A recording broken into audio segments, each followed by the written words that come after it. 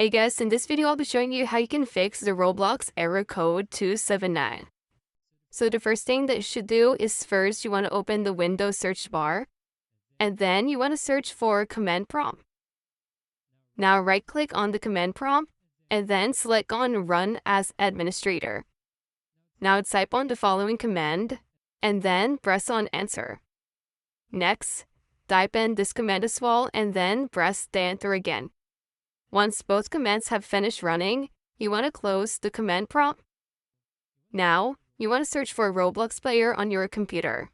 Right-click on Roblox player and select on Open File Location.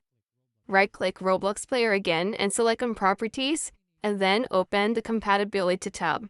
Now you want to enable the following option. Run this program in compatibility mode for Windows 8, disable full screen optimizations, and run this program as an administrator. And finally, click on Apply and then click on OK. So as an additional fix, you can check your internet connection. If you are using a Wi-Fi, you want to try switching to a wire Ethernet connection. If you are already using Ethernet, you want to try connecting to a different network or switching to the Wi-Fi network.